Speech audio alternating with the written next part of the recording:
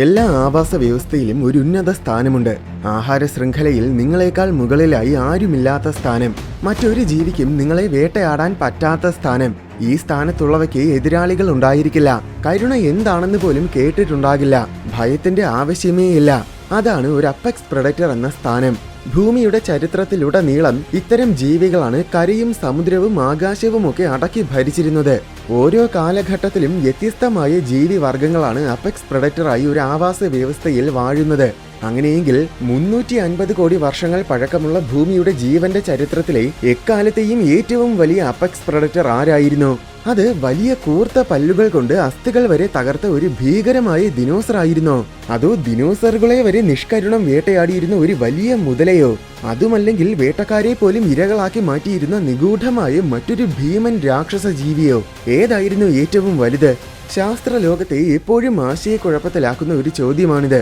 എന്തെന്നാൽ ഏറ്റവും വലുത് എന്ന വാക്കിന് നിങ്ങൾ നൽകുന്ന നിർവചനത്തിനനുസരിച്ച് ഇതിന്റെ ഉത്തരം പൂർണ്ണമായും മാറും. എന്നാൽ നിർവചനങ്ങൾ നീക്കം ചെയ്യുമ്പോൾ ഒടുവിൽ ഒരു ജീവി മാത്രമേ ബാക്കിയുള്ളവയ്ക്ക് മുകളിൽ നിൽക്കുകയുള്ളൂ. ആരും തന്നെ വെല്ലുവിളിക്കാൻ ധൈര്യപ്പെടാത്ത ഒരു ജീവി. അതേതാണെന്ന് നമുക്ക് നോക്കാം.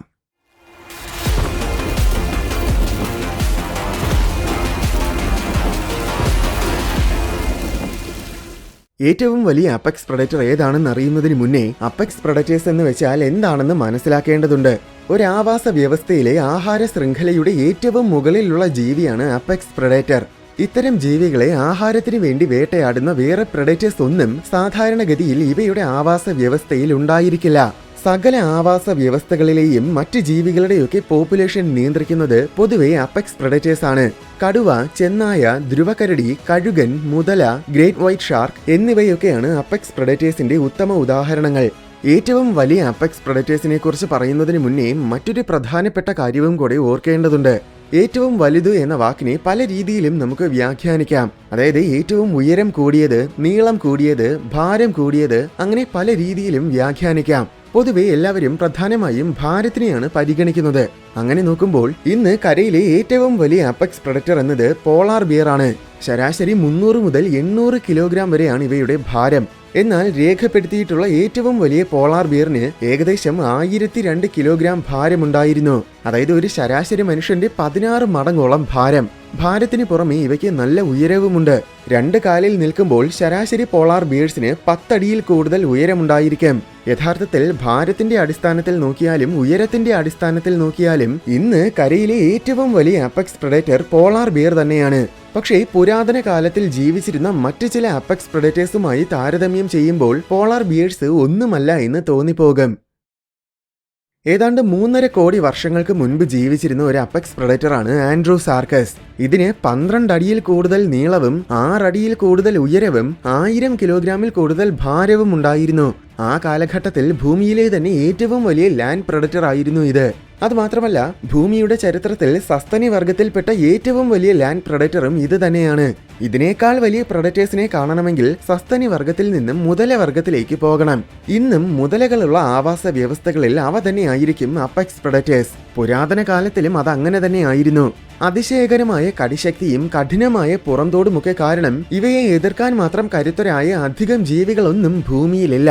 ഇന്നത്തെ മുതലകൾക്ക് 20 അടിയിൽ കൂടുതൽ നീളവും 1000 കിലോഗ്രാമിൽ കൂടുതൽ ഭാരവും വെക്കാൻ കഴിയും. ഇത്രയും വലിയൊരു ജീവിയുടെ വായിൽ അകപ്പെട്ടാൽ പിന്നെ രക്ഷപ്പെടാനുള്ള സാധ്യത തീരെയില്ല. പക്ഷേ യഥാർത്ഥത്തിൽ പുരാതന കാലത്തിലെ മുതലകളുമായി താരതമ്യം ചെയ്യുമ്പോൾ ഇന്നത്തെ മുതലകളൊക്കെ വെറും നിസ്സാരമാണ്. ഓർക്കുക, മുതല എന്ന് പറയുന്നെങ്കിലും ഈ വീഡിയോയിൽ പറയുന്ന പുരാതന കാലത്തിലെ ഭീമൻ മുതലകളൊന്നും യഥാർത്ഥത്തിൽ ശരിക്കുമുള്ള മുതലകളല്ല, മറിച്ച് സ്യൂഡോസൂക്യ എന്ന വിഭാഗത്തിൽപ്പെടുന്ന ജീവികളാണ്.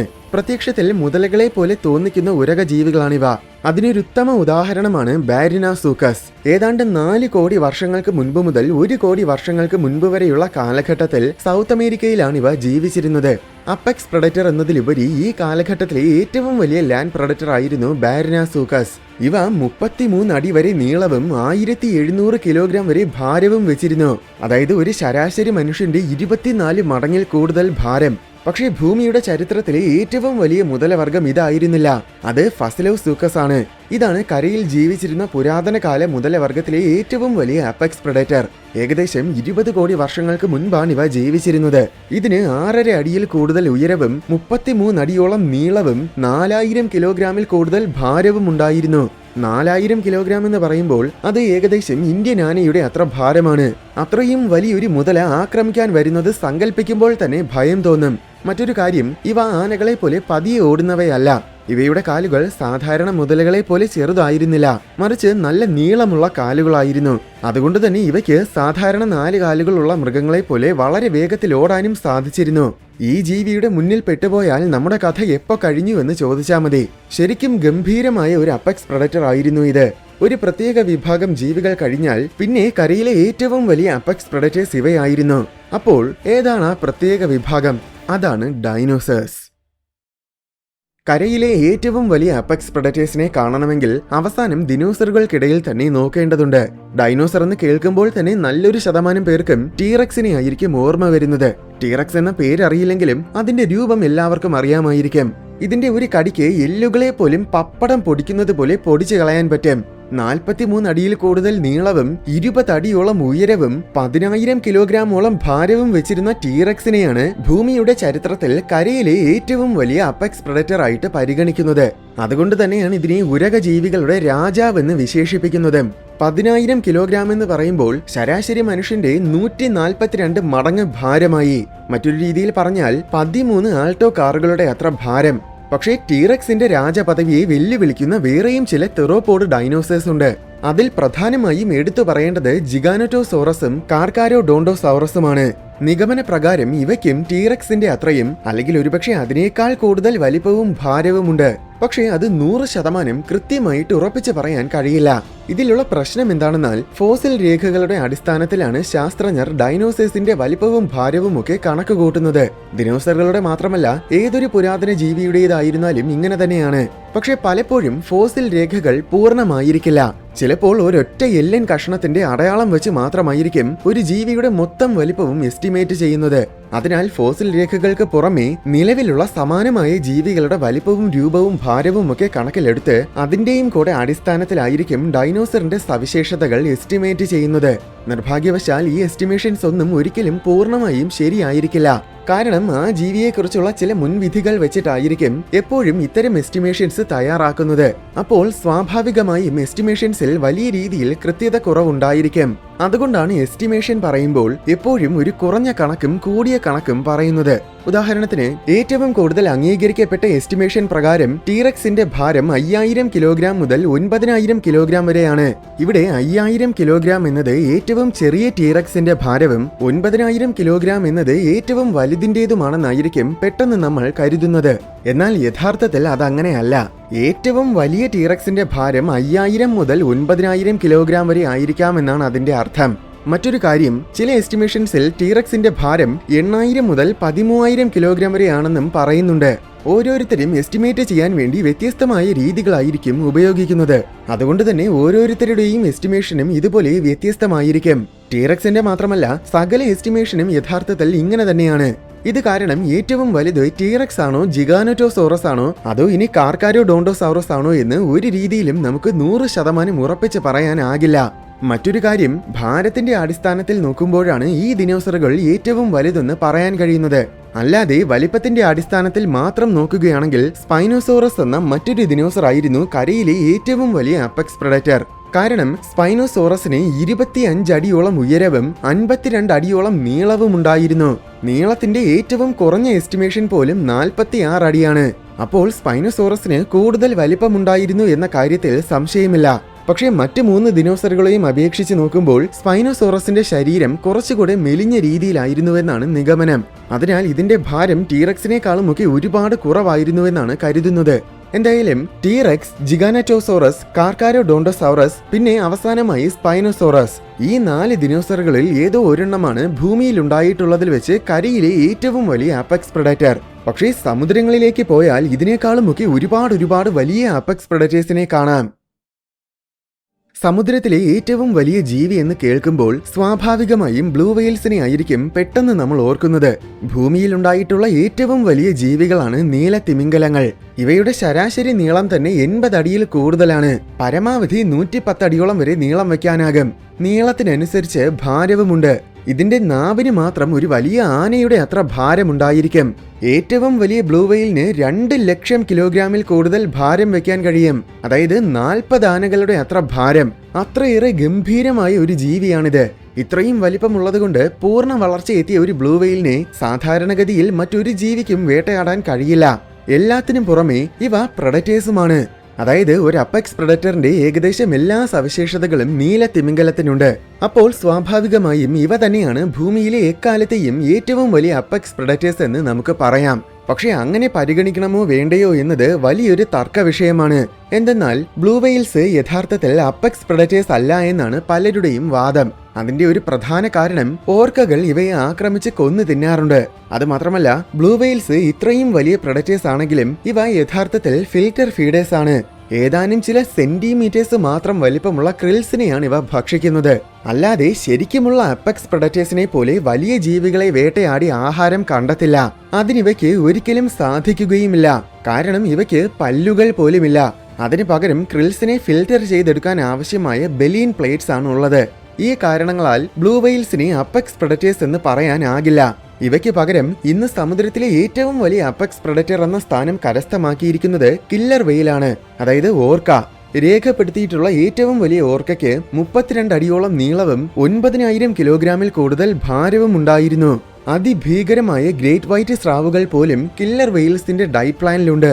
അത്രയും മാരകമായ ജീവികളാണിവ, സമുദ്രത്തിലെ യഥാർത്ഥ ഭരണാധികാരികൾ. പക്ഷെ ഇത് ഇന്നത്തെ കാര്യമാണ്. സമുദ്രത്തിലെ ശരിക്കുമുള്ള അപ്പെക്സ് പ്രഡറ്റേഴ്സിനെ കാണണമെങ്കിൽ വീണ്ടും നമ്മൾ പുരാതന കാലത്തിലേക്ക് പോകണം. പുരാതന കാലത്തിൽ സെമി അക്വാട്ടിക് ആയിരുന്ന ചില ഭീമൻ മുതലവർഗ്ഗങ്ങൾ ഉണ്ടായിരുന്നു. ഇവ കൂടുതൽ സമയം ചിലവഴിക്കുന്നതും വേട്ടയാടുന്നതുമൊക്കെ വെള്ളത്തിലാണ്.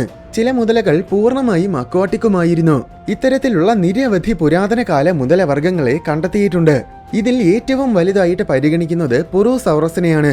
ഇതിന് 45 അടിയിൽ കൂടുതൽ നീളവും 9000 കിലോഗ്രാമോളം ഭാരവും വയ്ക്കാൻ കഴിയുമെന്നാണ് നിഗമനം. ഇവ ജീവിച്ചിരുന്ന ആവാസ വ്യവസ്ഥകളിലെല്ലാം ഇവ തന്നെയായിരുന്നു അപ്പെക്സ് പ്രഡറ്റേഴ്സ്. പക്ഷേ പുരാതന കാലത്തിലെ ഏറ്റവും വലിയ അപ്പെക്സ് പ്രഡറ്റേഴ്സ് ഇവയായിരുന്നില്ല. പുരാതന കാല സമുദ്രത്തിലെ രാക്ഷസ ജീവികൾ എന്ന് പറയുമ്പോൾ നല്ലൊരു ശതമാനം പേരും ഒരുപക്ഷെ മെഗലഡോണിനെ ആയിരിക്കും ഓർക്കുന്നത്. മെഗലഡോണിന് പ്രത്യേകം ഒരു ഇൻട്രോ ആവശ്യമില്ല. അത്രയും സുപരിചിതമാണിത്. 80 അടിയോളം നീളവും 1 ലക്ഷം കിലോഗ്രാമോളം ഭാരവുമാണ് മെഗലഡോണിന്റെ പരമാവധി എസ്റ്റിമേഷൻ. ശരിക്കും അക്ഷരം തെറ്റാത്ത രാക്ഷസ ജീവി എന്ന് നമുക്കിതിനെ വിളിക്കാം. പക്ഷെ എന്നിരുന്നാലും ഇതിനെ ഏറ്റവും വലിയ അപ്പെക്സ് പ്രഡറ്റർ എന്ന് പറയാനാകില്ല. അതിന്റെ പ്രധാന കാരണം മെഗലഡോണിന്റെ ആകെ കിട്ടിയ ഫോസിൽ എന്നത് പല്ലുകൾ മാത്രമാണ്. അത് വെച്ചിട്ടാണ് മൊത്തം വലിപ്പവും ഭാരവും ഒക്കെ എസ്റ്റിമേറ്റ് ചെയ്തത്. അപ്പോൾ സ്വാഭാവികമായും എസ്റ്റിമേഷനിൽ വലിയ എറർ ഉണ്ടായിരിക്കും. അതുമാത്രമല്ല, ഇന്നത്തെ ഗ്രേറ്റ് വൈറ്റ് ഷാർക്കുകളെയാണ് മെഗലഡോണിന്റെ എസ്റ്റിമേഷന്റെ അടിസ്ഥാനമായിട്ട് ഉപയോഗിച്ചത്. കാരണം മെഗലഡോണിന്റെ പല്ലുകൾക്ക് ഗ്രേറ്റ് വൈറ്റിന്റെ പല്ലുകളുമായി വളരെയേറെ സാമ്യതയുണ്ട്. പക്ഷെ അങ്ങനെ സാമ്യതയുണ്ടെന്ന് കരുതി മെഗലഡോണിന് ശരിക്കും ഗ്രേറ്റ് വൈറ്റിന്റെ ആകൃതി തന്നെ ആയിരുന്നു എന്ന് പറയാൻ കഴിയില്ല. ഏറ്റവും പുതിയ പഠനങ്ങളുടെ അടിസ്ഥാനത്തിൽ നോക്കുമ്പോൾ മെഗലഡോൺ കൂടുതൽ സ്ലെൻഡർ ആയിരിക്കുമെന്നാണ്, അതായത് കൂടുതൽ മെലിഞ്ഞ രൂപത്തിലായിരിക്കുമെന്നാണ് ഗവേഷകർ പറയുന്നത്. അതുകൊണ്ട് തന്നെ മെഗലഡോണിന്റെ വലിപ്പവും ഭാരവും എല്ലാം നിലവിൽ വളരെ വലിയൊരു തർക്ക വിഷയമാണ്. അതിനു പുറമെ മെഗലഡോണിന്റെ കാലഘട്ടത്തിൽ, അതായത് ഏകദേശം 30 ലക്ഷം വർഷങ്ങൾക്ക് മുന്നേ ഇതിനെ ആക്രമിക്കാൻ മാത്രം കരുത്തനായ മറ്റൊരു വർഗം ജീവിയുണ്ടായിരുന്നു. അതാണ് ലിവ്യാറ്റൻ മെൽവില്ലായ്.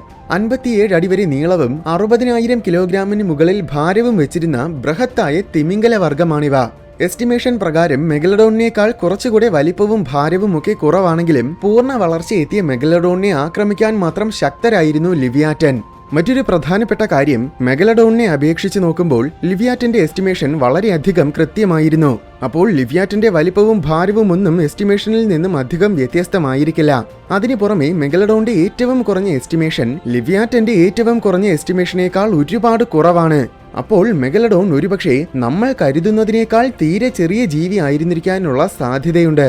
ഇങ്ങനെ കുറെ കൃത്യത കുറവുള്ളതിനാൽ ഈ രണ്ട് വർഗം ജീവികളിൽ അന്നത്തെ യഥാർത്ഥ അപ്പെക്സ് പ്രെഡറ്റർ ഏതായിരുന്നുവെന്നത് ഒരു വലിയ സംശയമാണ്. പക്ഷേ ഈ രണ്ട് ജീവികളെയും ഏറ്റവും വലിയ അപ്പെക്സ് പ്രെഡറ്റർ എന്ന് വിളിക്കാൻ കഴിയാത്തത് ഇതുകൊണ്ടൊന്നുമല്ല.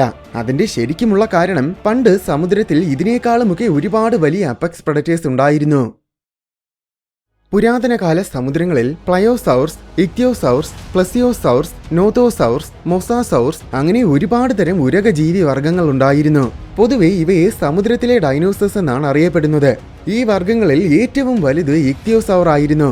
ഇക്തിയോസൗറിൽ തന്നെ ഒരുപാട് ഉപവിഭാഗങ്ങളുണ്ട്. അതിലൊന്നാണ് ഇക്തിയോടൈറ്റൻ സെവർനൻസിസ്. ഇതിന്റെ താഴത്തെ താടിയലിന്റെ പിൻഭാഗത്തിന് മാത്രം 6.5 അടിയിൽ കൂടുതൽ നീളമുണ്ട്. ഓർക്കുക, ടീറക്സിന്റെ മൊത്തം തലയോട്ടിക്ക് പോലും 5 അടി നീളമേ ഉള്ളൂ. അപ്പോൾ ഇക്തിയോടൈറ്റന്റെ തലയോട്ടി എത്രമാത്രം വലുതായിരിക്കുമെന്ന് സങ്കല്പിച്ചു നോക്കൂ. ഈ താടിയെല്ലിന്റെ അടിസ്ഥാനത്തിൽ ഇതിന്റെ വലിപ്പം എസ്റ്റിമേറ്റ് ചെയ്തപ്പോൾ ഇത് 82 അടിയോളം നീളവും 80,000 കിലോഗ്രാമിൽ കൂടുതൽ ഭാരവും വെച്ചിരുന്നുവെന്ന നിഗമനത്തിലെത്തി. അതായത് മെഗലഡോന്റെയും ലിവിയാറ്റന്റെയും ഒക്കെ കുറഞ്ഞ എസ്റ്റിമേഷനേക്കാൾ ഒരുപാട് വലുത്.